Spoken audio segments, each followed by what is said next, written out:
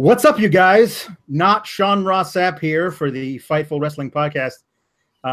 It's me, A-Train, as they call me on the forums, I guess. It's Alex Pawlowski, and with me, as always on Tuesday, not always on Tuesday, actually never on Tuesday, but always on Tuesday, is Jeff Hawkins. Welcome to Two Chubby Bald Guys and Anna Bauert.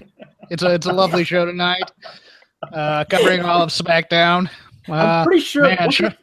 Wasn't that a sitcom in the 90s on ABC? I think it was on CBS.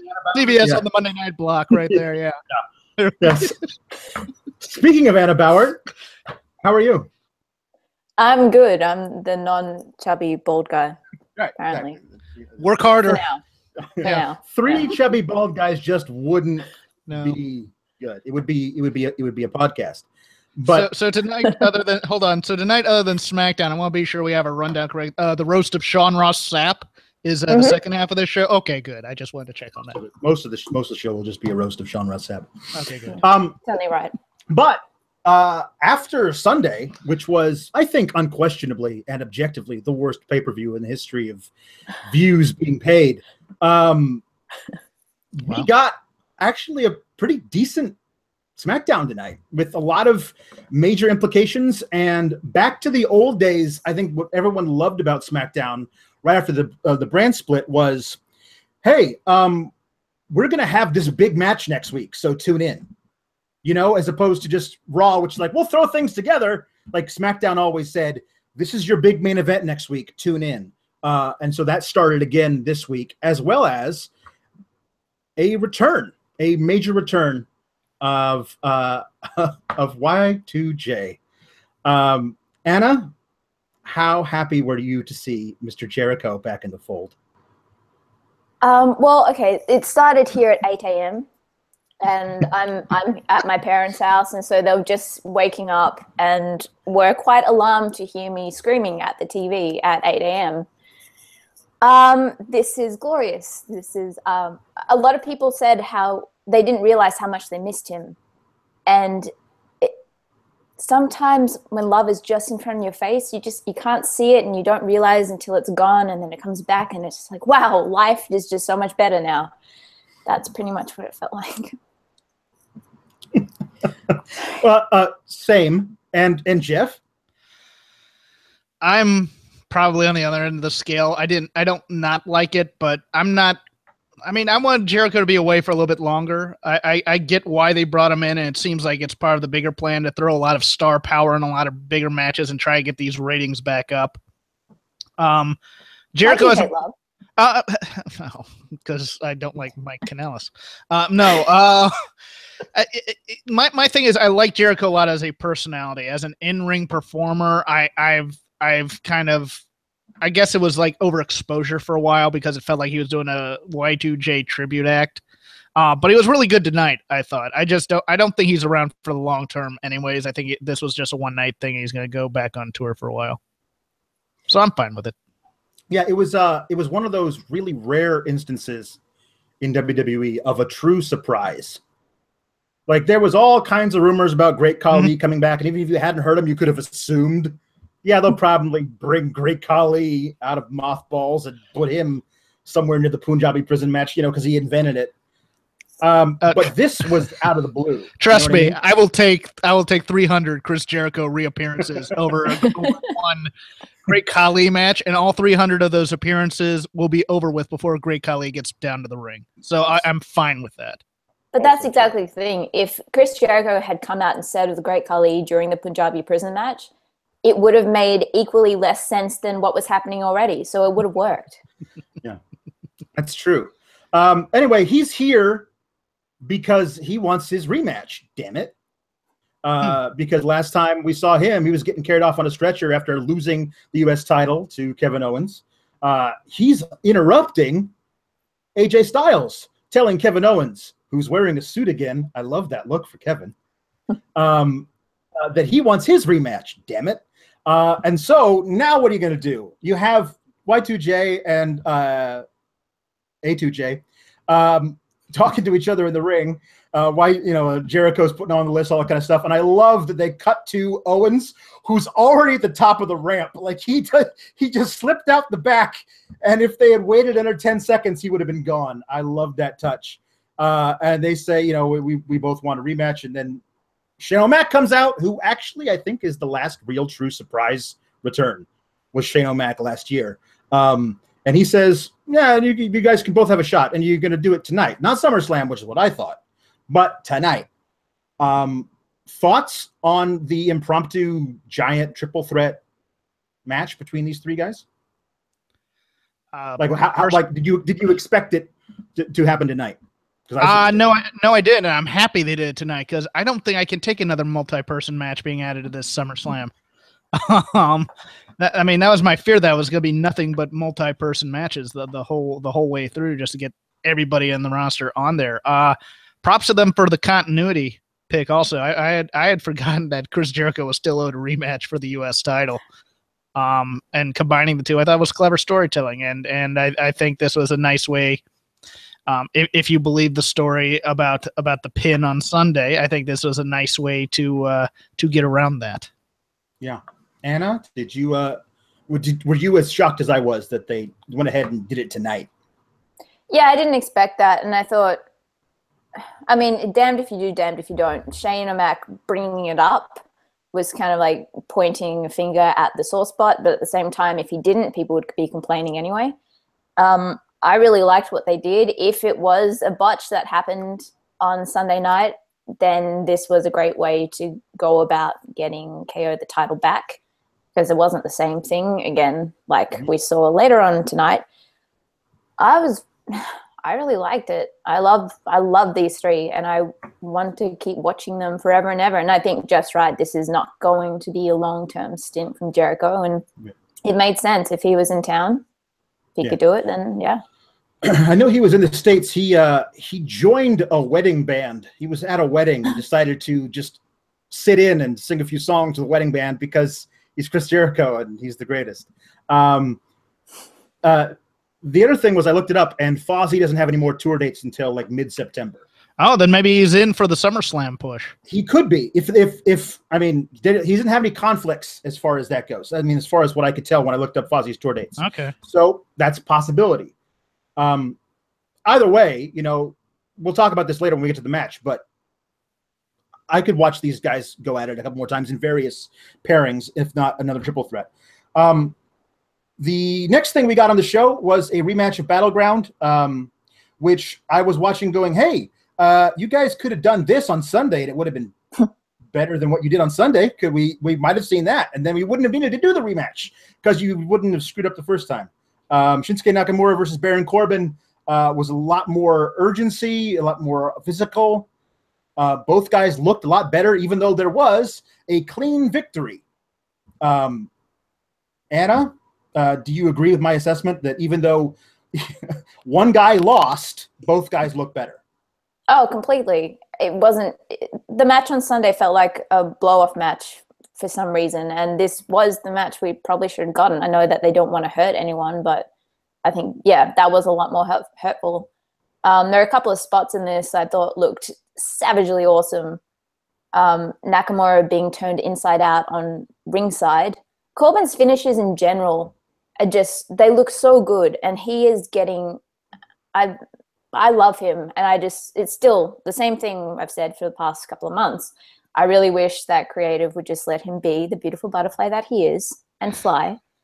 But he is having his moments in ring, and he's managing to put in his little bits. Sorry, I'm getting really distracted because for the first time on Google Hangouts, they're actually showing us when we are talking, and I really don't want to see it.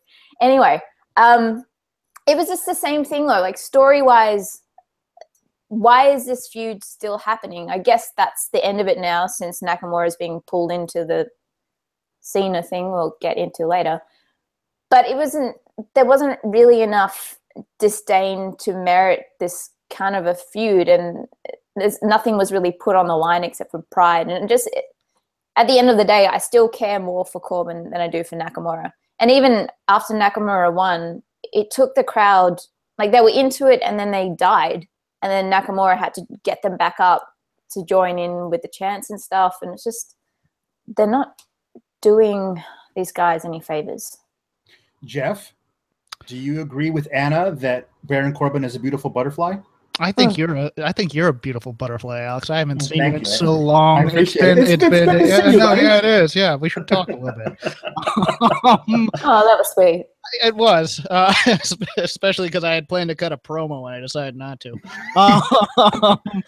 No, I think for all the criticism of Nakamura, people saying he's going 50%, or we're only getting kind of the go through the motions Nakamura. It's obvious that at least in the ring with Corbin, he's really trying to make Corbin look good. I mean, nobody has to do a flip bump on a clothesline if they don't want to. And Nakamura's flying all over the place for the guy. My favorite part of this match, the last third of this match, I thought was great, especially that kick to the back of the head in the corner. I thought that was spectacular. This is kind of what they do with Money in the Bank contenders, is they give them the briefcase and then they go on a bit of a losing streak. But I think this was more to get the feud out of the way for right now, to set up the Nakamura Cena match. But spoiler alert, I think Baron Corbin comes down and ruins the John Cena Nakamura match in some way. And that's how they get around not pinning anybody there. Or at least clean. That's certainly an option. My thing with the Money in the Bank has always been that once you have it, I feel like you should either, for lack of a better term, shit or get off the pot.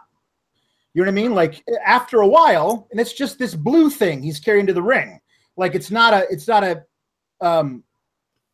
I don't know. It's a very odd detail. The best version of this, a guaranteed title shot, is the Gift of the Gods belt in Lucha Underground, which you can be challenged for. And if you lose that match, the person who beats you gets the title shot until you yourself cash it in. So there's a way of doing it. I don't know if you do it exactly like that, but I'd get rid of the suitcase entirely. Because from what I remember of the history of this thing, that suitcase was originally a rib on the guy who won it. They'd have to carry it through the airport and put it through, security. Well, and still what Baron Corbin has to do. He's carrying it everywhere. They make him do it. So I'd make it Chekhov's gun, to use a literary reference. I'd get rid of the briefcase and just have it. It's there. It's around. But he doesn't carry it with him everywhere he goes. We know he can cash it in at any time. I want more mystery to it, to be honest with you. This is also an extended rib on Baron Corbin, because basically for the entire first year of his being on the main roster, he had to carry that damn Andre the Giant Memorial Battle Royal trophy with him like it was his damn car keys. Every time he came down to the ring, it was sitting there by the ring. He had to go next to it. And after that, now he's got a briefcase. At least it's smaller. He can check it when he goes on a flight. But this is an interesting way of getting rid of this and maybe moving on for Shinsuke, or Baron could just decide he wants to ruin everybody's day because he's Baron Corbin. Either way, I liked this match much better than the one at Battleground. A lot of what they were doing tonight seemed to be getting rid of the bad taste of Battleground. I don't know if that was intentional before or if it was a reaction to the reaction, but it felt like palpable, like they were going, "Yeah, no, sorry, we know our bad. So let's change gears," which I'm totally fine with. The next thing we had was our, I believe, women's tag match, which we all thought we were kind of going to get after the 5-way at Battleground. That it looked like it was going to be Tamina and Lana versus Becky and Charlotte, and that's what we got tonight. I thought they were going to drag it out until SummerSlam, and I was like, "Oh, please don't, please don't," and they didn't. So that's good. The match was won by Charlotte after several boots that were big. But the story of the match to me was the aftermath after Lana tagged herself in and then lost. Tamina was very upset with her.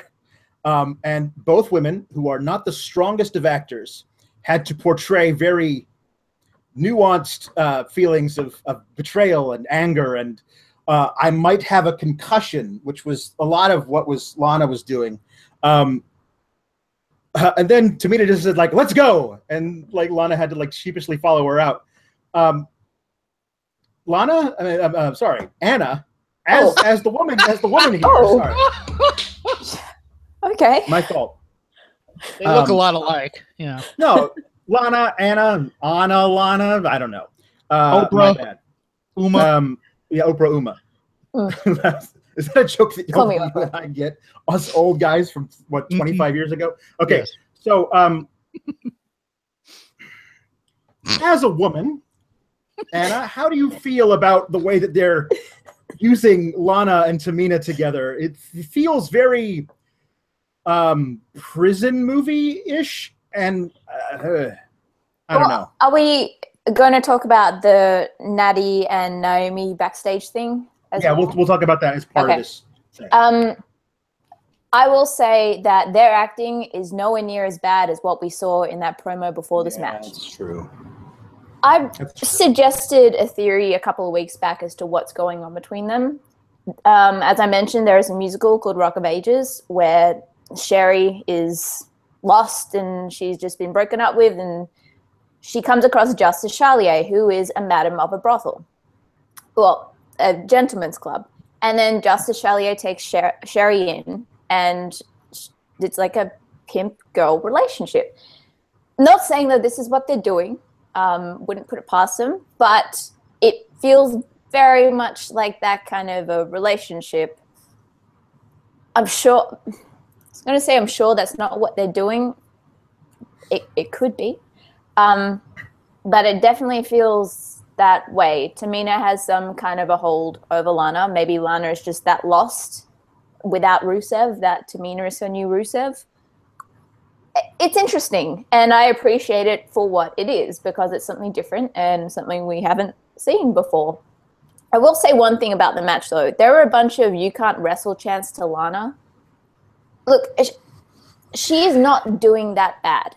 I get, given this is WWE main roster, she probably shouldn't be in this position, especially since we have girls like Emma and Summer Rae who can't even get on TV or get on TV and get killed. But I just think it's just uncalled for. And it's not like they're putting her in this position where she didn't win. She's not going to win. They have this storyline for her and Tamina that I don't think they could do with any of the other girls right now. Just let it be. That's my think tank for the day. It's a double-edged sword, because you can't really let it go, because then, I mean, there's a part of Vince McMahon's psyche that's going to say, look, I know they want women wrestlers, but Lana's a personality. I'm going to get her over whether they like it or not. So if you shame people into not saying you can't wrestle, Vince basically wins in that way, and Lana becomes an even bigger star. I understand your point as well, and I agree with it. In theory, it's just such a weird dichotomy. I was mocked ferociously by a certain not hat eating flake. That this Lana storyline was a long-term thing when I suggested it is a long-term thing. Yeah. It is a mentor-mentee relationship, and Lana is eventually going to learn how to win. That's going to be the end point of this. She's eventually going to get a victory, and it's probably going to be over Tamina. I think it's funny that it's a whiplash story. Yeah, it's whiplash in wrestling. Yeah, it is. And I never thought I'd compare Tamina to J.K. Simmons until, but here we are. I think that's the way they're going with this. While they have the other women wrestle for the title, they're giving Lana this redemption story, so to speak, to build up her character now that she's lost twice to Naomi. As for the, oh my goodness, did you know that Natty's a heart? I'd heard such things. Jesus, that again. I did like the Naomi part of the promo. I mean, it wasn't her best, but it was better than most when she goes on there. But Natty, she needs to be herself rather than these terribly scripted lines. I half expected her to bring up a cat Instagram during the time because that's the only thing she hasn't brought up of late. I liked Naomi's half of this promo quite a bit. I liked the subtle thing of you need to get out of the dungeon, as in the heart dungeon, and into the modern day. Got that. But I mean, it's more subtle than you're a heart. You know, you need to get out of dungeon. At least it's a little bit more subtle than that. True. I mean, is it just kind of lazy and you don't like my belt and I don't like you? You know what I mean? Like, or excuse me, my title. The glow in the dark, LED lights, the light bright title belt. It does offend some purists. So to have someone of the lineage of Natty be upset about it makes sense-ish, but I don't think you can build a feud on that. It's a lot of it is that Naomi wants Natalya's respect and Natalya won't give it. Okay, fine. Again, I don't know if I'm gonna care at all about this. We're glossing over the best part of this promo, which was Carmella and Carmella's shirt for free. Carmella's shirt. Yeah. That was and I like just the salty of knocking on the briefcase. Yes, she comes in. I thought that was a nice little villainous touch that she added. I thought that was really cool. If Carmella winds up cashing in the briefcase at SummerSlam and becoming the champ, she'll have the most personality of any champ since Alexa Bliss on this show. You know what I mean? Mm-hmm. Like, well, obviously it's just Naomi, but anybody who's even been a contender, like, because they haven't allowed Becky and Charlotte to really sniff the title contendership. And, even if they did, they wouldn't have the same amount of personality as Carmella. She's killing it. So the fact that they're keeping her out of matches entirely while she has the belt the briefcase is interesting to me too. That's a thing that she's not even wrestling since she's won the briefcase. Well, right now she is their secret weapon. As soon as Naomi's bit tonight, she's been a lot better than tonight. Tonight was kind of awful. And having Natty come in as well, I was just sitting there going, these girls need acting classes. There is no two ways about it. I've never seen Total Divas. I don't know what Natty is like on that show or, naturally, given that wouldn't exactly be naturally, but it's just, no matter how bad the writing is and the dialogue is, you can get away with certain things if you have the skill to pull it off.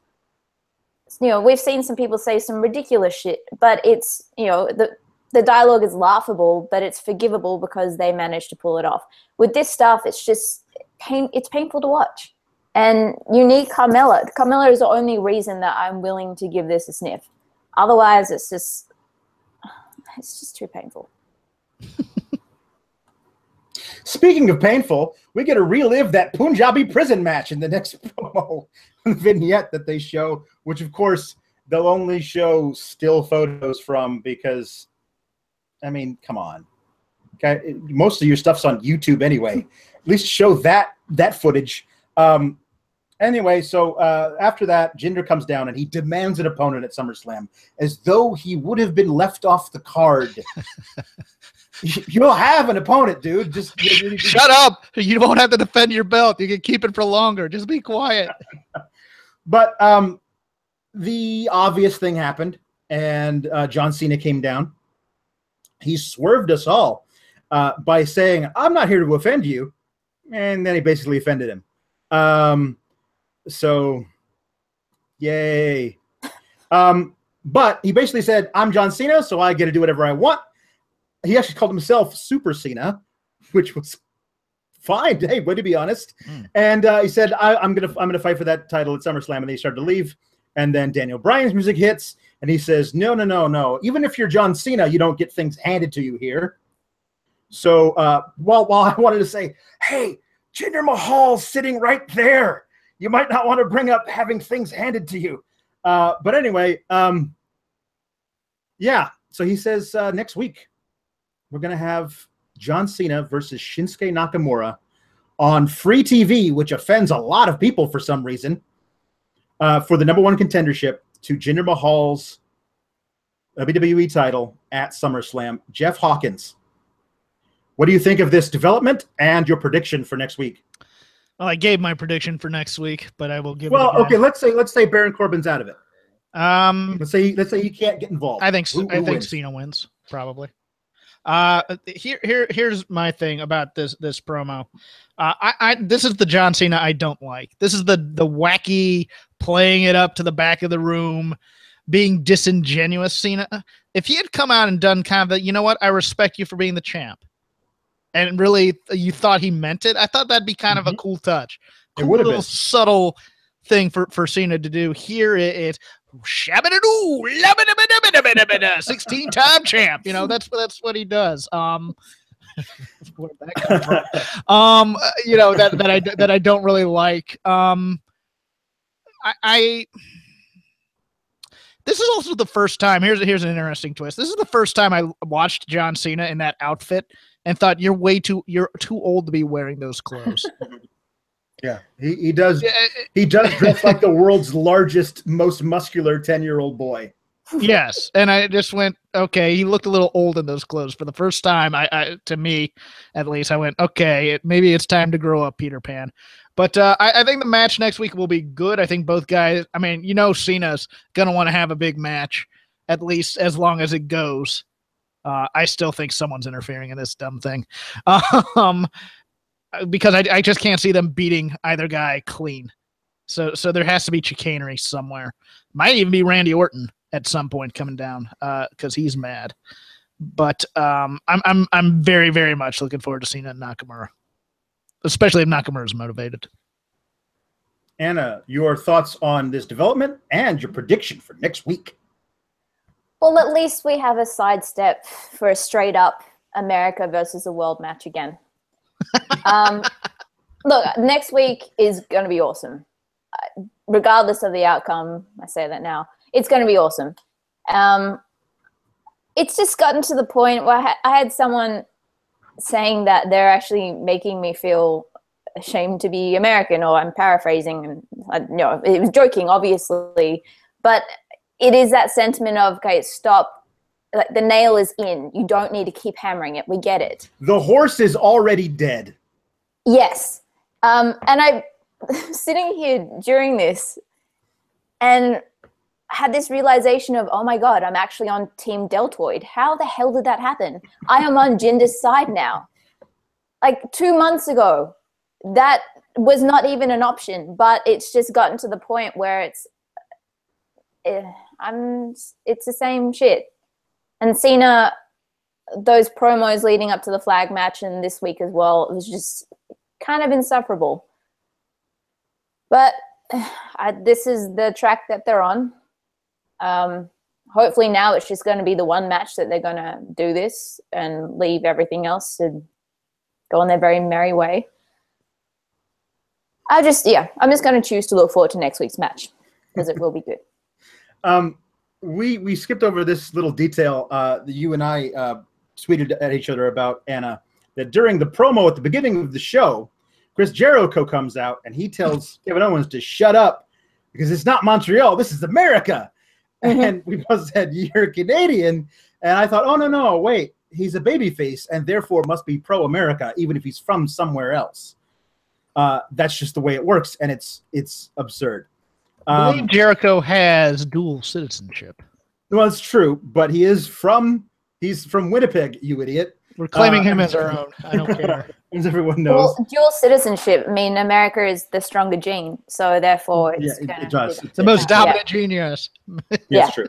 I was not expecting a Cena versus Nakamura match on a SmackDown for the #1 contendership to Jinder Mahal. You went ahead and go ahead and tell me that about 6 months ago and see what my reaction is and see if I have a head anymore, if it's just exploded, because that's just a ridiculous thing to me. I'm happy to see it. I do think you are correct, Jeff, and that there's more than likely there will be some kind of schmozzy finish because I just don't see them sacrificing either guy. But they might, though. I mean, because honestly, I don't know what they feel for Shinsuke Nakamura at this point. I don't know what their plans are with him. I do think eventually it's going to be Cena who takes the title off the bad man who's from a different place and talks funny. Because that's his MO. It was interesting to me that they said before my person who's going to answer my demand comes down to the ring, I'm going to talk to my people in my language, Punjab. And then the third thing he says is John Cena. Like if you watch back that thing that Jinder says in Punjab, he says John Cena, but doesn't say anybody else's name. So it kind of gave it away before John Cena's music hit. Yeah, it's weird. Like, even if it winds up being Shinsuke Nakamura versus Jinder Mahal and not John Cena, which I think is the best case scenario of that, it still pales in comparison to, Big Beef 4-Way over on Raw. Like SummerSlam, it's supposed to be equal between the two, and there's no way. Like, not at all. SmackDown's really hurting for stuff right now, unless the U.S. title is the bright spot, and the tag division, but a lot of other stuff over on SmackDown not doing it for me. Speaking of not doing it for me, Mike Kanellis. I said this when they debuted. I said, is there room for this guy? Like, aren't there all these other people who can't get on the TV? Like, at least we got to see Ty Dillinger. That was fun. Yes, he was off TV for a long time, and now he's back. That's good. But where's Luke Harper? Where's Chad Gable? There's all these people who were way more. I'm way more interested in seeing than Mike Kanellis. I do appreciate his Rick Rude tights with his own wife as opposed to his opponent's wife. But I'm not into this. It feel like a very much a middle of the second hour of SmackDown filler match.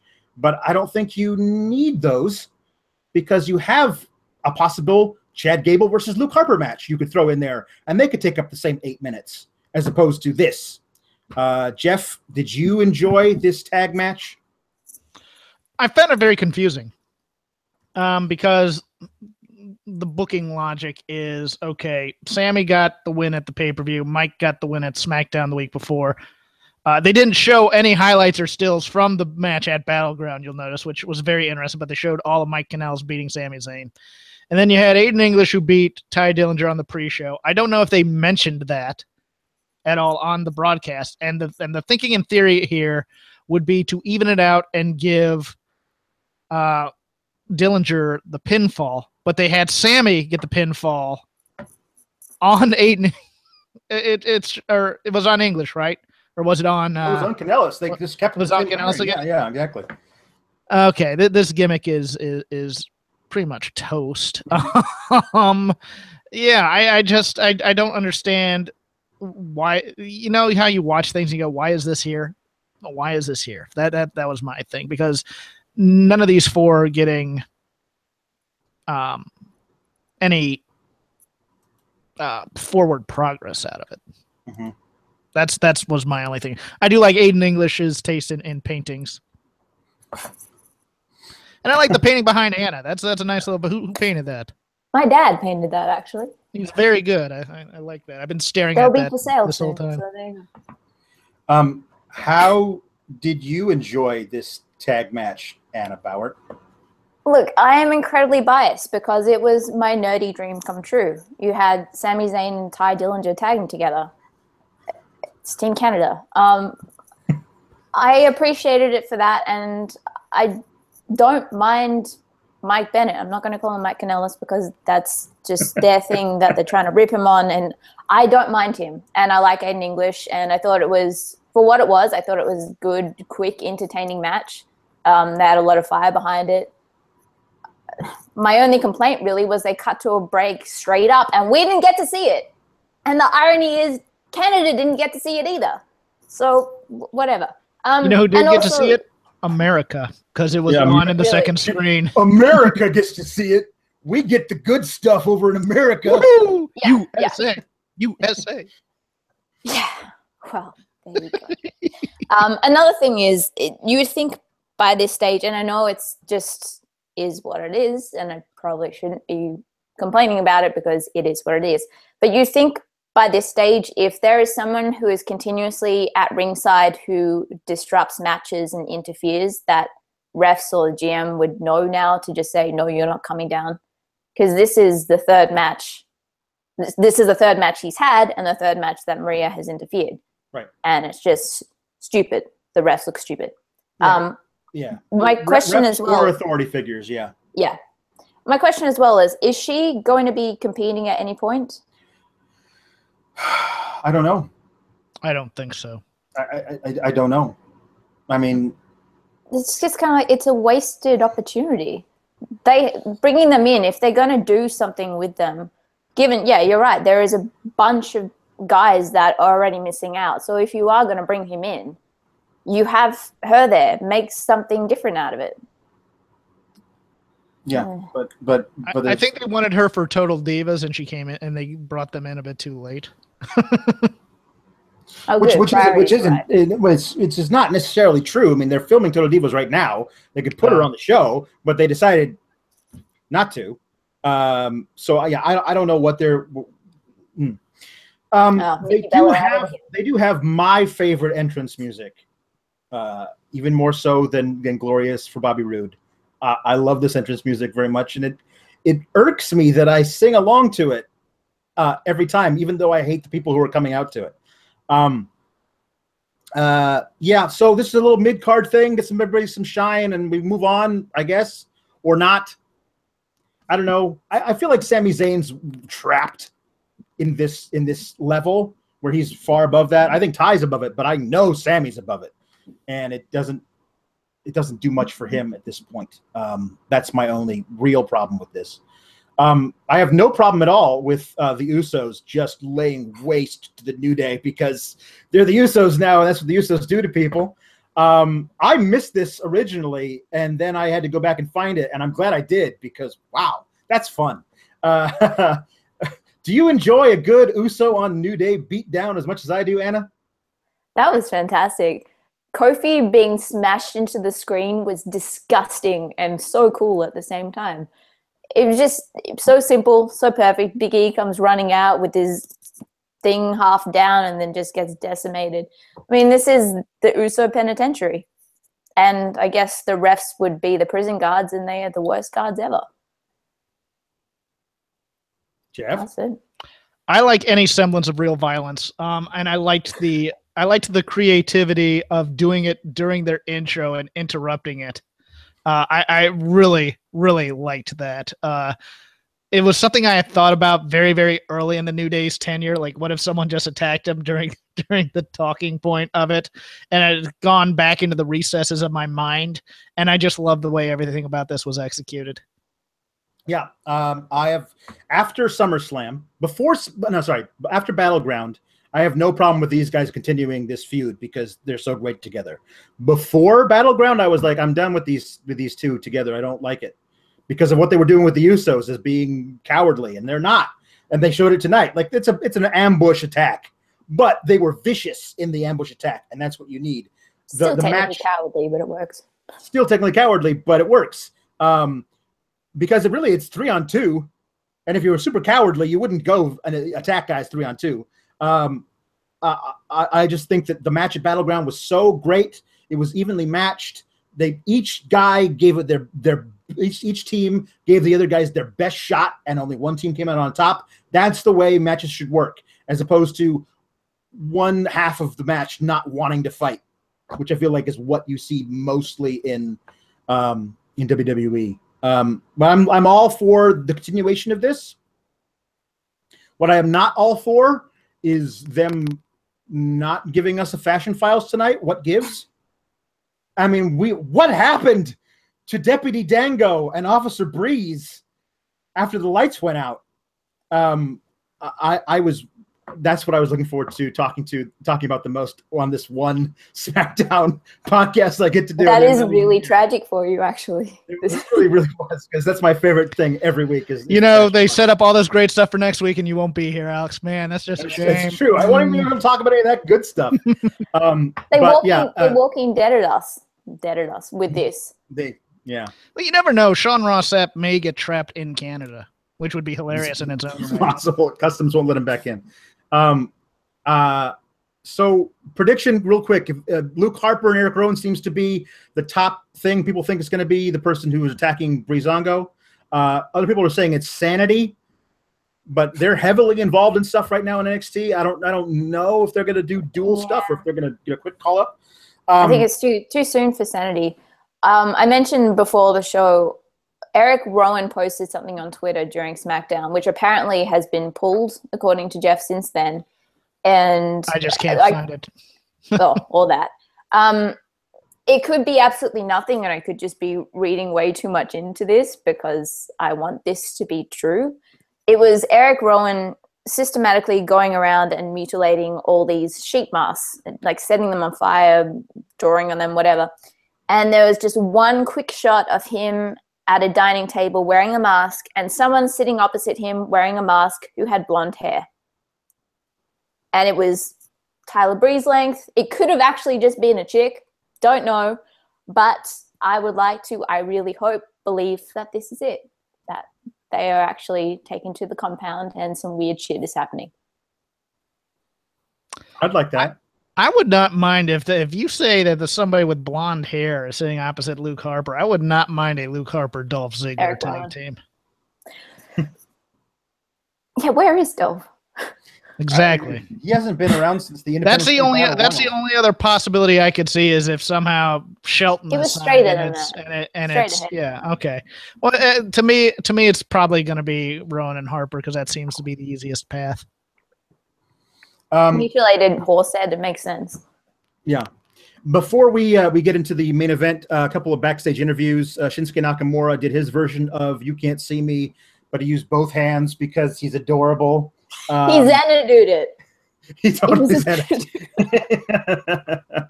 He complained to me about my arcane references. Xanadu. Jeez. Missing that. So yeah, so it was that's fine. I like it was the promo. That was the best thing they've had Shinsuke Nakamura say. It was short, it was quick, it made sense, and then they moved on from it. I don't think he needs to say anything personally. But if he's going to do stuff, Alex, you're so wrong because the promo with AJ when they're talking about Sammy is the best thing Nakamura said. That's true. I like him. I will bring up the crowd were chanting New Day rocks through this entire promo, and I don't know if it's just because the screen wasn't on in the arena or if something was happening there, but that wasn't great. Might have been. And earlier, Kevin Owens was very upset with Shane McMahon. Said he didn't care who he was or whatever, something like that. It's fine. I like that you're setting up a Kevin Owens hates Shane McMahon angle because that works for me. Because if you actually ever did a Kevin Owens versus Shane McMahon match, I'd watch the hell out of that because Shane McMahon will do whatever it takes to put another guy, make another guy look great, and so will Kevin Owens. So that could be fun.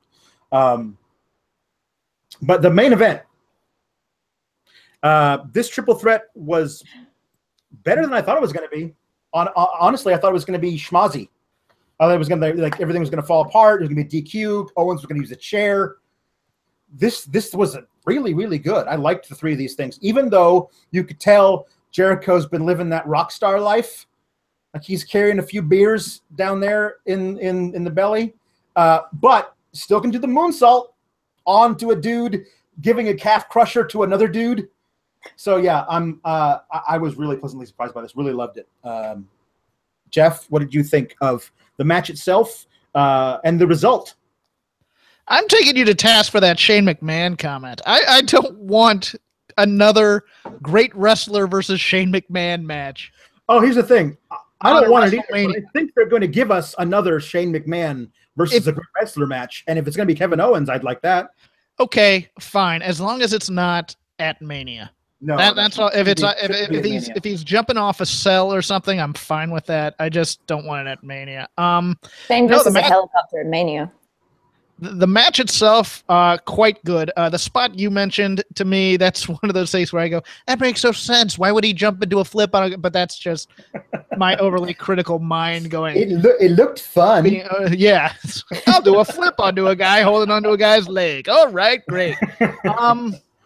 No, the one spot I absolutely loved was the AJ springboard and the Jericho jump onto the second turnbuckle to do the drop kick, where AJ, once again, the master of the bump that looks horrible, but he's actually fine. Yeah. I mean, that thing, I cringe. I'm like, you're 40 or you're near 40. Right. Stop that. But that was the spot of the match for me. I loved all these near falls of the tropes of the triple threat. You know, the one guy gets the big move, someone throws a guy out and they get the pin. Nope, 2 count. Love those. Love this match. And good on my home state people of Virginia for getting up on this match and sending it home lively to the rest of the audience watching. Anna?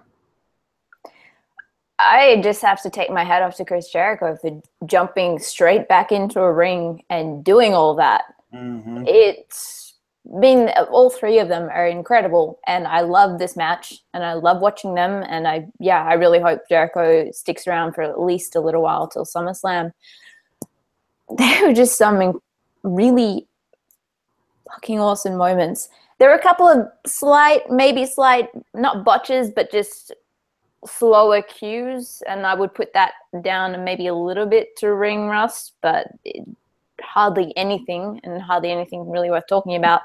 The amount of times that fire between Jericho and KO, and then AJ will just try and jump in and then literally be pushed out of the ring. It happened about 3 or 4 times. And I just thought that was such a nice little, like, the fire between KO and Jericho is still burning. And that spite is still there, and it's still so beautiful. And then that entire bit at the end of KO just going apeshit. He is, not to use his catchphrase, and he did say it at Battleground, KO is phenomenal. He is probably the best actor in the company at the moment. Yes. And like, that's how you do it. That's how you discriminate against people, is by discriminating against everyone and not just a specific, like, he used the line, it's not fair that you people dislike me because I'm better than you will ever be. That's it, really. That's all you need to say. It's not you people. It's not, it's everyone's shit. And I'm okay with that. Yeah. I loved, there was a lot of stuff there because there's still history between Jericho and AJ. Like, they were like very contentious. They hated each other at that, like 18 months ago now or whatever it was. But they even when they were like both baby faces and they kind of like, hey, I guess we're cool now, right? Well, not really, because that's still there and that was cool. I liked the viciousness between them. And yeah, you're right. Kevin Owens and Jericho, like, they work so well together, both on the same side and opposite each other.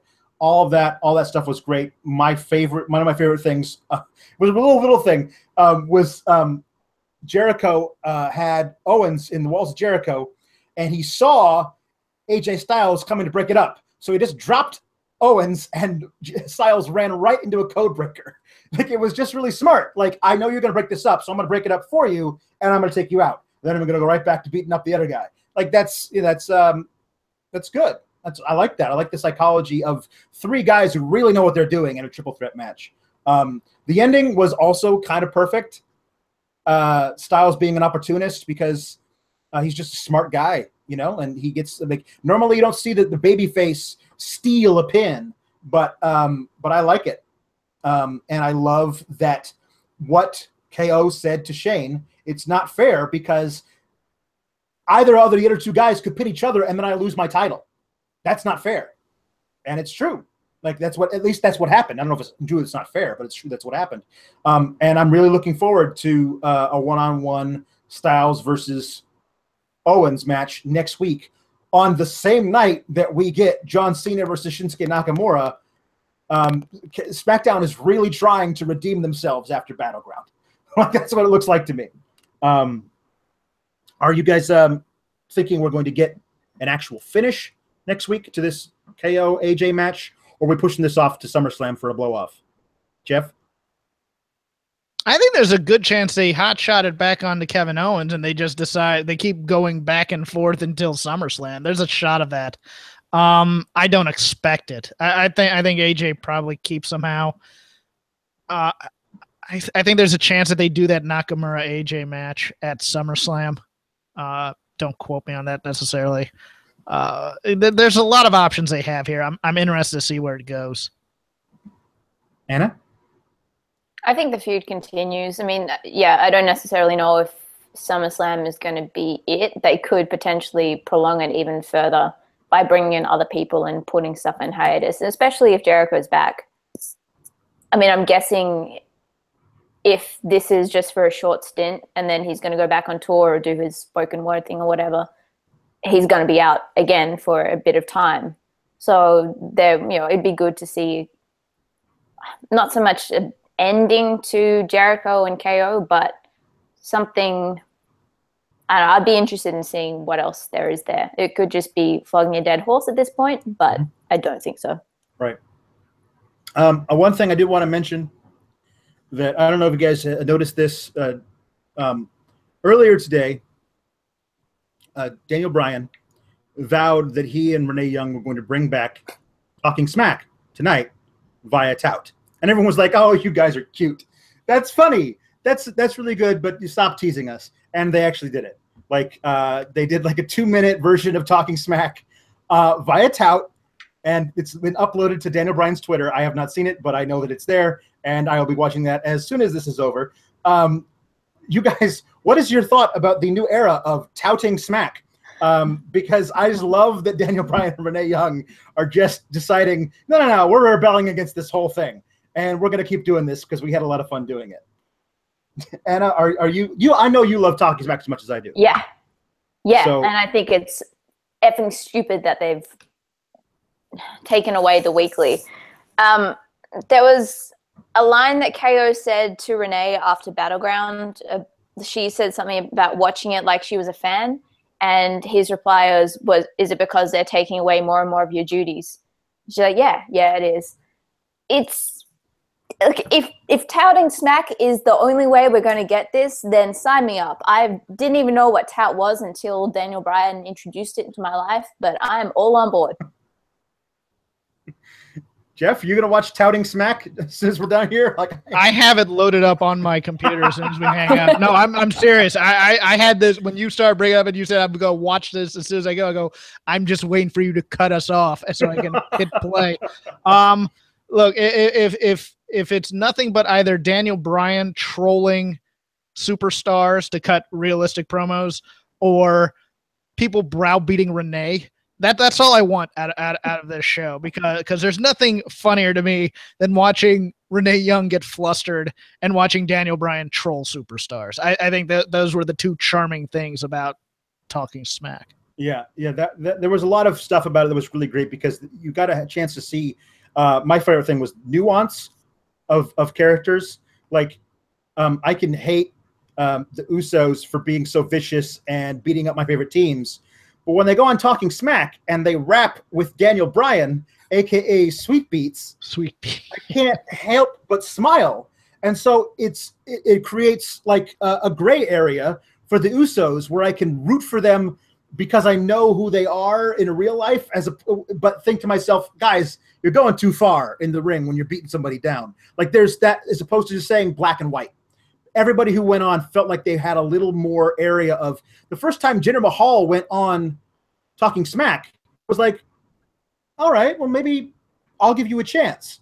And then since then, they'll be like, no, you can't be gray area anymore. You just got to be evil foreign guy. And it's kind of gone downhill for him since then. But I like that a lot. And I'm looking forward to seeing. Apparently, Chad Gable is the guest tonight on the 2.5-minute version of Touting Smack. So I wanted to see what he has to say. Of course, the reveal that he's Daniel Bryan's son. I'm sure they'll do that. Please do that. I want them to do that. Okay, everybody. I have to do the plugs. I think that Sean does throughout the show. I saved them until last, but the big one is tomorrow. Tomorrow, Sean Ross Sapp will be in the Great White North in Toronto, Ontario, Canada, sitting side by side with Jimmy Van for the List and Your Boy. We'll be the List and Your Boy in the same room at the same time. It's a seminal moment here at Fightful.com. I want to thank everybody for tuning in and watching me stagger through this thing of hosting duties, I want to thank Jeff and Anna. What? Yes, that's my name, Jeff. Jeff and Anna. I was actually looking at my screen going, which one do I say thank you to first? Jeff. At least you didn't call me Lana. It's okay. Lana, oh, that's true. Yeah, what's up with that? Sean. I could have called you, I don't know, Jason. Is it Jason Jordan? I don't know. Thank you both for helping me through this and for being our guest every week. Do you guys want to put a little plug? I know, Jeff, you've got Shake Them Ropes going on. Recording right after this, going over Battleground, Raw, SmackDown, and this is Rob's wedding week. Ooh. So this should be an interesting show.